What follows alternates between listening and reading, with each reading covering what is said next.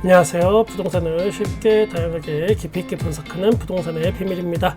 재개발 재건축이 이제는 로또가 아니다 라는 이야기는 많이 들어보셨을 겁니다. 그럼에도 불구하고 또 한가닥 희망을 품게 되는 것도 사실입니다. 무턱대고 모든 재개발 재건축이 다 별 볼 일 없다라는 이야기는 아니지만 반드시 체크해야 할 사항들이 있는데 어떤 건지 한번 보겠습니다. 지금의 재개발 재건축의 가장 큰 걸림돌은 사실상 공사비가 됐습니다. 이제 공사비 인상으로 인해서 사업이 지연되고 있는 곳들이 많이 늘어나고 있습니다. 재개발이든 재건축이든 가장 핵심은 얼마나 빨리 이 사업을 끝내느냐 여기에 달려 있습니다.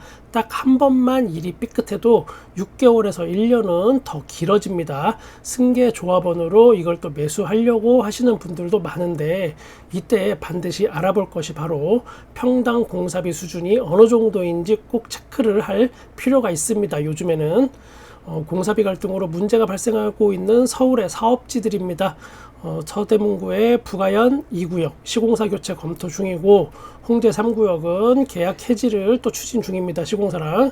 중구의 신당 9구역은 시공사 선정에 재도전하고 있는 상황인데 녹록지 않고, 은평구 대조 1구역은 조합 내분으로 또 지체가 되고 있는 상황으로 알려져 있습니다.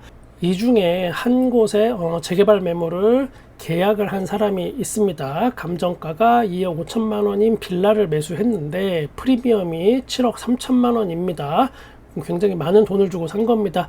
이거를 또 풀로 대출을 받아서 매수를 하게 됩니다. 그런데 잘 풀릴 것만 같던 나의 부동산 일정이 갑작스럽게 꼬여버리는 일이 하나씩 발생합니다. 계약하자마자 시공사하고 조합이 공사비 때문에 갈등을 빚고 있다는 겁니다. 애초에는 공사비가 평당 490만원 요 정도 선이었습니다. 이대로만 잘 진행이 된다면 좋았겠지만 작년에 공사비를 610만원까지 인상했습니다. 합의해서. 여기서 상당히 부담스러운 가격입니다. 이것도. 그런데 시공단이 또 추가로 공사비 인상을 요구했는데 그게 이번에는 859만원입니다. 애초에 이 사업의 기획 단계에서는 490만 원으로 모든 게 지금 돈이 다 맞춰져 있었는데 이대로만 되면 뭐 로또라고 소문이 날만 하긴 한 것도 사실입니다. 그런데 859만 원이 되면 이제 이거는 전혀 다른 문제가 됩니다. 결국 여기에 프리미엄을 주고 들어온 사람들은 이제 패닉에 빠지게 됩니다. 여기서 잠깐 평당 공사비 수준이 어떻게 되는 건지 우리가 또 간단하게 알고 가야 될 것 같습니다. 불과 한 5, 6년 전까지는 1타 브랜드라 할지라도 평당 400만원 초반대 요 정도였습니다. 브랜드가 살짝 떨어지는 것들은 300만원대도 많이 있었습니다. 그런데 이게 평당 600만원에서 700만원 정도로 급작스럽게 뛰어 올랐습니다. 그러다가 요즘은 또 평당 1000만원을 기본으로 깔고 가려고 하는 곳들이 많아졌습니다. 800만원, 900만원 이것도 이제 성에 안 차는 시대가 온 겁니다. 아마도 이제 공사비 평당 1000만원 요게 기본이 되는 시절이 바로 오겠구나라는 불안한 마음도 커집니다. 아무래도 시공단과 조합의 힘겨루기는 조합이 불리할 수밖에 없습니다. 대부분 끌려갈 수밖에 없는 구조입니다. 우크라이나 러시아 간의 전쟁 때문에 자재비가 올랐다는 어떤 표면상 이야기가 있지만 아마도 전쟁이 끝나면 우크라이나 재건 사업에 전 세계 건설 자재가 다 투입이 돼서 건설 자재 값이 더 올랐으니까 공사비를 더 내놔라라고 할 겁니다. 공사비 인상에 대한 핑계거리는 정말 무수히 많고 그걸 정부에서 딱히 찍어서 제재하지 않는 한 앞으로도 계속 될 겁니다. 결국은 자기 자본이 한계점에 있는 서민들이 이제는 올라간 공사비만큼 대출을 그만큼 또 돈을 더 많이 빌려서 또 분양을 받게 되고 그거는 또 가계부채 폭발로 금융권의 불안 요소가 되고 그러면 또 금융권 불안 요소는 부동산 PF 시장도 불안하게 만들고 또 그 PF 시장이 불안하니까 그거를 또 메꾸기 위해서 공사비를 올리고 이런 악순환이 앞으로 계속 될 예정입니다. 그런데 보통 이런 악순환이 예상되고 거기에 우리나라 경제의 성장률이 지금 굉장히 안 좋고 추가 하락이 계속되고 있는 상황이고 그리고 그것도 모자라서 이제는 하다못해 일본에게까지 성장률을 역전당하는 상황까지 오는 이 순간에도 또 이거를 이용해서 공포 마케팅을 하는 것처럼 서울 아파트 분양가 오늘이 제일 싼 겁니다. 이런 분위기를 조성하는 것은 좀 문제가 굉장히 심각하다라고 볼 수 있겠습니다. 서울의 또 다른 재건축 사업지 이야기도 한번 해보겠습니다. 실제로 공사비 갈등 때문에 시공사 교체를 시도하는 곳이 있습니다. 그리고 한술 더 떠서 공사비를 더 올려준다고 해도 내가 공사하겠소 하고 달라붙는 시공사가 없어서 낙동강 오리알 신세가 든 곳도 있습니다. 여러분, 시공사 교체 이거 생각만큼 쉬운 게 절대 아닙니다. 우리가 이름만 들어도 알만한 아파트 브랜드 한 10개를 이제부터 다 같이 한번 생각해 보겠습니다. 속으로. 저는 한 10개의 브랜드는 뭐 어찌어찌 생각이 나지만 아마도 여러분은 저보다는 조금 더 한참 걸릴 것 같긴 합니다. 대여섯 개 브랜드 정도까지는 쉽게 입에서 술술 나오지만 그 뒤부터는 한 번씩 뜸을 들여서 생각을 해야만 생각이 날 수밖에 없는 구조입니다. 제가 하고 싶은 이야기는 우리나라는 그만큼 한정되어 있다라는 겁니다. 결국 대한민국에서 알만한 브랜드 달아줄 업체가 손에 꼽히는데 과연 시공사 교체한다고 하면 서로 나서서 그거 내가 하겠습니다 하고 나서지 않는다는 이야기입니다. 뭐 서로 짜고 치는 고스톱이다 이런 이야기까지는 아닙니다. 구태여 서로 짤 필요도 없습니다. 그만큼 바닥이 좁고 시장이 좁은데 서로 모른 척 해주고 그냥 눈 한쪽 눈 감고 못 본 척 해주면 앞으로 더 크게 먹을 수 있는데 굳이 불화를 일으키면서 덤비진 않을 겁니다. 그러니 시공사 교체 카드는 안 통할 확률이 높습니다. 교체해도 아무도 안 들어오고 있어서 사업 자체가 무너질 위기에 처한 곳이 여러 군데입니다. 지금 소문내지 않고 있어서 쉬쉬할 뿐이지 알려지지 않은 곳들도 꽤 있습니다.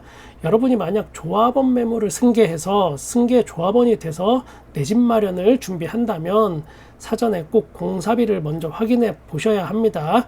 평당 공사비를 얼마에 책정되어 있나 확인해 보시고 요즘 트렌드보다 너무 낮은 평당 공사비를 이야기하는 곳이라면 그런 곳은 리스크가 많이 있다고 보셔도 됩니다. 예상되는 추가 분담금보다 1억에서 2억 이상 나올 수 있습니다. 자칫하면 일반 분양가보다 비싸게 들어가는 경우가 발생할 수도 있습니다. 그리고 조합은 그 특성상 조합원들께 공사비가 올라갈 이유가 있어도 잘 얘기 안 합니다. 좀 늦게 얘기합니다. 어차피 할 얘기이기 때문에 미리 얘기해서 두드려 맞을 이유가 없기 때문에 이런 거를 지금 현재 어떻게 진행하고 있는지 미리미리 체크하는 게 가장 중요합니다. 그래야 내가 몸테크한 그 가격을 그 값을 나중에 받아낼 수 있는 겁니다. 저도 이런 이야기를 여러분께 드리는 게 참 짜증납니다. 마치 분양가는 오늘이 제일 싸다 이런 이야기에 제가 동참하는 것 같아서 짜증나기도 하기도 하고 제가 또 오해를 받을 수도 있기 때문에 상당히 조심스럽지만 그래도 몸테크를 각오하고 재개발 재건축 진행 중인 매물에 관심을 가지는 분들이 또 많이 계시는 것 같아서 있는 그대로 한번 말씀드려 보는 겁니다. 서울과 수도권의 일반 분양시장이 고분양가 논란이 있어도 사람들이 지금 막 몰리는 상황이 계속 발생되기 때문에 이것도 또 어쩔 수 없는 상황이긴 합니다. 그런데 또 그 수요가 다 실거주 목적이 아니라고 생각합니다.